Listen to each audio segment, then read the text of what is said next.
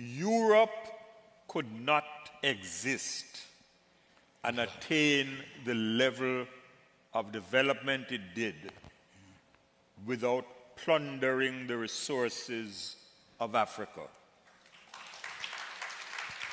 both natural and human. What's up, guys? Welcome back to the channel once again. So guys, in today's video is a combination of video. The former Jamaica PM, he came out and said that the European country cannot survive with Africa. And also in today's video is about the combination of video about we have the puppet country in Africa that's normally United States use them to gain in Africa. And also Shahid Bolsen, she has really come out and tell us about the deep secret of civilization in Africa. So guys, let's all watch this video until the end and then I come back with more comment. Thank you so much for your love and your support, for always coming back and watch my video, and greetings to my brothers and sisters all the way from the Caribbean country. If you really love Team T's reaction, give this video a thumbs up. Well, they know that. The West knows that. They're acutely aware of their actual total dependence upon Africa. If Africa manufactured, if they used their own resources, their own minerals, their own materials for their own industries, well, the entire economy of the West would collapse. And with the collapse of their economy, their whole so-called civilization would collapse. Africa is the foundation upon which they built their house. So they know this. And like I said, this is why no matter what else changes in the world, no matter how power dynamics shift in the world, the subjugation of Africa has been maintained for over 800 years. There's literally nothing more important to them than this. They tell you that if you nationalize, then there will be massive capital flight, investors will run away, and so on. Well, think about that for a second. They're trying to scare you with consequences that they themselves will be imposing. They're warning you that if you do something that is in your country's best interest, they will punish you. This is very different from telling you that the policy in and of itself is actually bad. They're telling you that they will make it a bad policy because of what they will do to you if you implement it. You understand? These people are threatening you, and then you're supposed to trust their advice? The advice of these neoliberal predators? You're supposed to listen to them and trust their advice when they are blatantly telling you that they will punish you if you do something to try to make things better, to try to change things? I mean, they couldn't make it more obvious, their malice. They couldn't make their malice more obvious. They couldn't make it any more obvious how against your best interests they are. How much they put their own private interests above the interests of their country. They're openly identifying themselves to you as your enemy. You understand me? I mean, they're not saying that nationalization doesn't work. They're not saying that it isn't beneficial. They're saying that they will do everything in their power to make sure it doesn't work. They're saying that they will sabotage nationalization for their own sake, for the sake of their own profit interests. And still you let this type of people have a say in policy discourse? Well, that's humiliating. They hold you in contempt and they don't even hide it. I mean, for instance, the nationalization of key sectors, such as mining, such as energy and finance. This is essential to try to break the stranglehold of foreign capital on your country, and to ensure that the country's resources are actually used for the benefit of the people and for the benefit of the domestic economy. The countries in the global south, in fact, they're in a position today to actually dictate the terms now. If Westerners want to pull out their capital, so say you nationalize. Okay, if Westerners want to pull out their capital, they want to withdraw their investments, okay, go ahead. Dig around in your own lands for the minerals you need to make your stuff, and good luck to you.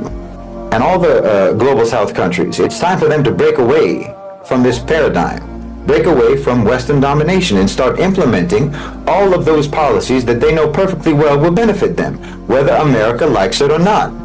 I mean, can you imagine if the Gulf countries didn't put their oil sector under government control? Where would they be now? But look at where they are now. Look at the amount of capital they have now. No, this millennium-long system of subjugation needs to come to an end. And it really doesn't matter if the road to liberation is a little bit rocky. I'd rather be traversing a rocky road than be buried under the rubble, which is where the West has kept Africa for centuries. This is the richest and most important continent on the planet. And the West stole your riches and they stole your importance, and they've been an imposter on the throne for far too long. It doesn't make any sense to be afraid of someone whose power is actually dependent upon you. That's a psychological power, not an actual power. They have a psychological power over you. But every element of their real power is completely derived from you yourselves. It's like your hand is on the tap that the hose is attached to that they use to waterboard you. And all you have to do is turn it off. Here are 4 strategic African countries that the United States and its allies in the West has captured to keep a hold of Africa and keep Africa enslaved. Number 1, Nigeria. Yes, if you control Nigeria, you control the whole of West Africa. Nigeria, of course, they've got a good network of roads from Nigeria to other West African countries. They've got air transport well linked to all the cities in West Africa. And Nigeria militarily is the biggest.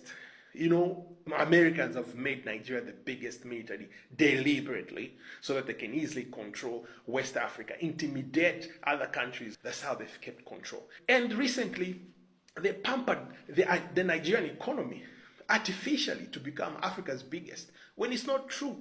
You cannot have Africa's biggest economy with 13 million people threatened by hunger in 2024. It doesn't happen. You can't hear of hunger in South Africa. I mean, Gauteng alone in South Africa is the biggest economy. You can't compare with any country, but it's just a district in South Africa.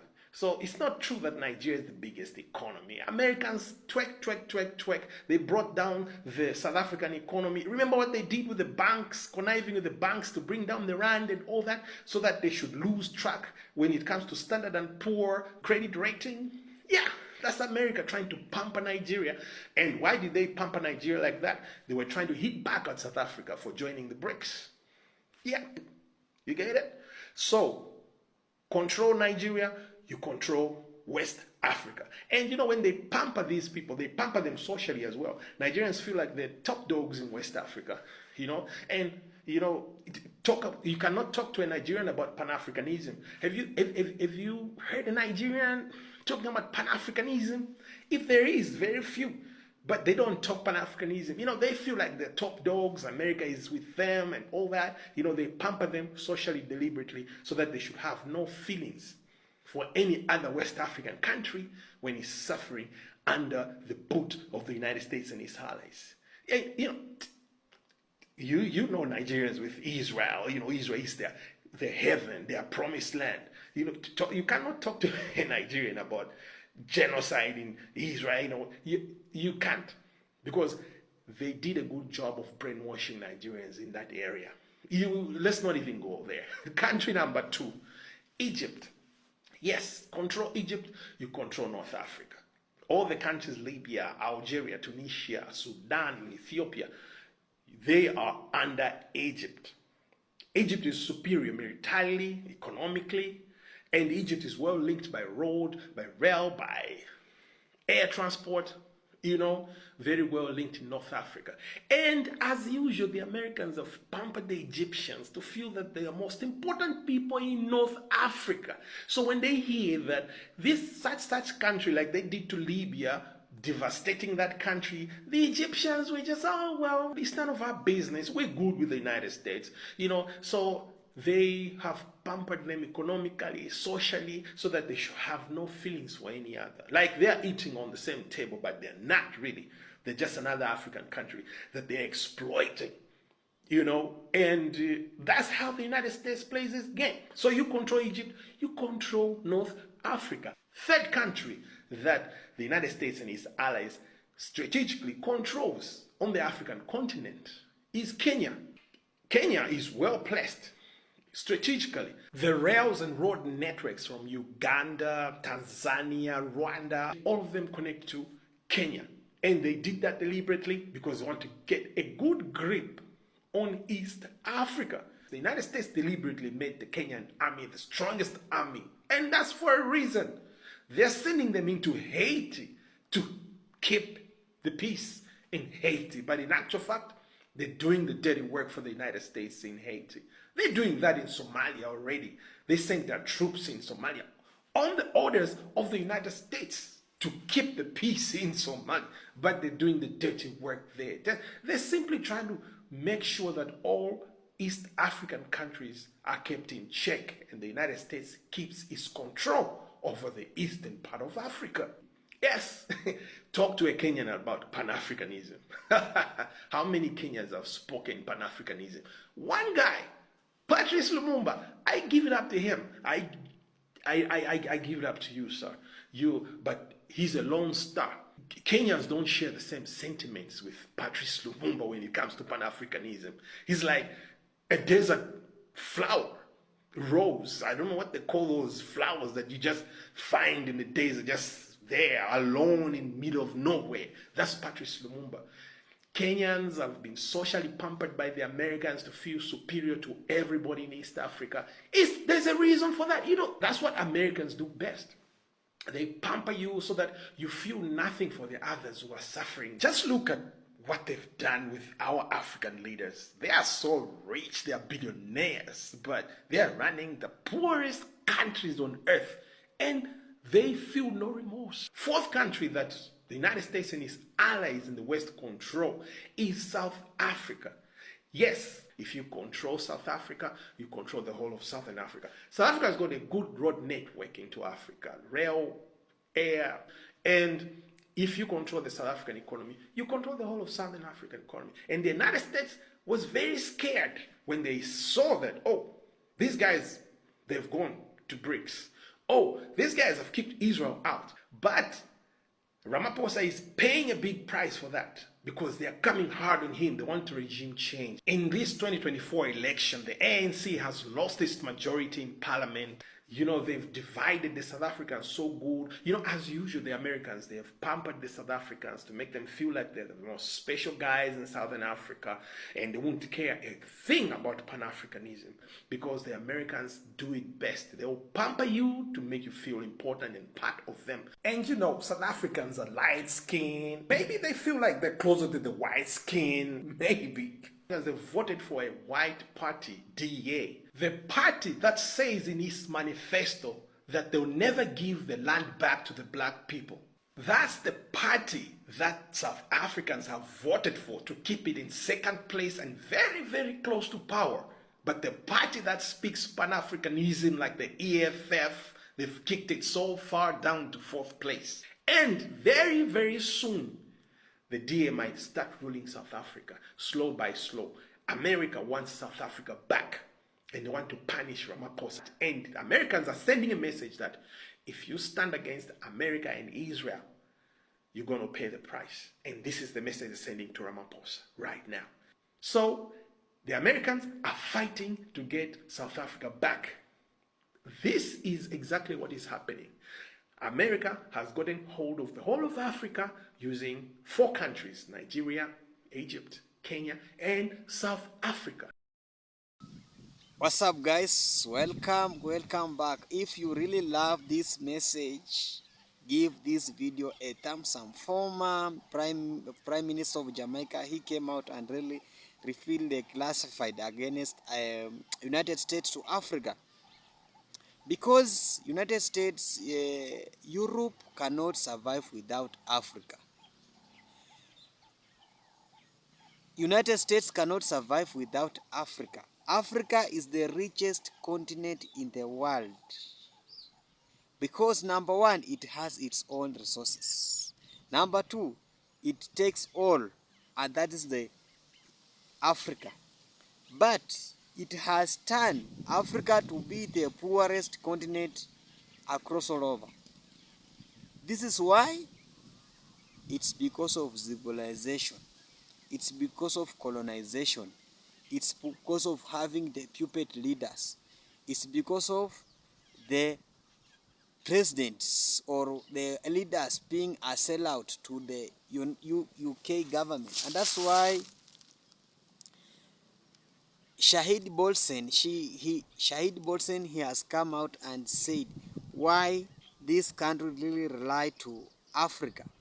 Because I know those countries cannot survive without Africa. And he was advising us that in order Africa to grow, it must cut tie with those European countries. It must really cut tie, because the time this country will realize and starting using its own resources for the benefit of the people of Africa, the Africa will really grow.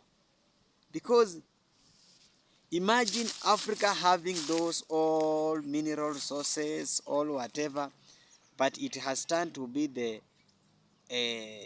poorest continent. And that's why I like how some of these upcoming leaders, they have opened up their eyes, and they didn't want to be associated with these Western countries. Like Burkina Faso president called Ibrahim Traore, he don't want to associate with those Western countries. That's why he chased away all the French troops, all the colonizers from the Burkina Faso, and the result of that, we have seen the development now in Burkina Faso. And this is, we want to transform this also to the other countries. And that's why those fundings, those economy of UK cannot survive without Africa, because they colonize us and they still controlling us. Most of them, they are really relying on those West country in United States. Those countries are undeveloped. But when we follow the suit of Burkina Faso, Niger and Mali, we will really go far. And also Ivory Coast is also coming up. And then we have the puppet countries that is really hurting the Africa. That is normally those West countries normally use to gain in Africa. Number one is about Nigeria. Nigeria is the largest supplier of the oil, but it has turned to be the poorest country in Africa, because even when you read the currency of Nigeria, it's so poorest. And that's why most of, when you want to control West, go to the Nigeria. Nigeria is really easy to be controlled, and that's why most of the spies that is spying the Africa, like those that was captured by Ibrahim Traore, was coming from Nigeria. So it was, they passed through Nigeria because they wanted to arrest Ibrahim Traore. So they use Nigeria so that they come out and arrest and gain in popularity in Africa. So Nigeria is number one, a puppet country to the West Africa. They normally, United States or whatever, use it so that it can gain in Africa. Another country is Egypt. Egypt being the rich country, Egypt, you cannot really predict it. Is it in Africa or outside Africa? Because those Arabs are really complicated. You cannot predict it. But those are also the countries that is being used by so many people. I haven't seen any Egyptian leader coming out and talk about the Africa or defending the African. They are normally quiet. They normally like their own countries, because when you want to control Africa or those North Africa, you use the Egypt and also the South Africa. South Africa, when you want to control the South Africans countries, you use the South Africa. And that's why you find so many people gain to Africa through South Africa. So guys, we know Africa is the richest continent in the world, but our leaders has turned this continent to be the poorest country. We know African countries are the richest, but it has turned African countries to be the poorest. We know Caribbean is most beautiful country and is also the richest, but it has turned to be the poorest and the sellout countries. So guys, we want to clean these things as we the citizens, as we the citizen of the country, to wake up, to call out all our leaders in order. Because we have seen things that is really happening that is not good for we as the citizens. They have taken us to be like a puppet, and we want to clean up. We want to do some cleanup so that we can gain our full independence. We normally say that we have the democracy, but our democracy have been really declined. Trump came out and ban all visas, that nobody is not allowed to go to United States. Trump is deporting our brothers and sisters in United States coming to Africa. We can make our Africa bright again. We can make our Caribbean bright again. We can make the black people being the richest in the world. We can unite those two, all the black color, and then we have one president, one currency, one leader. That is my prayer, and I know for this coming generation, we are going to do so. Thank you so much for watching me. I'm your host, Team TC Reaction. If you haven't subscribed, make sure you subscribe, like, and also comment. Bye for now. See you in the next video.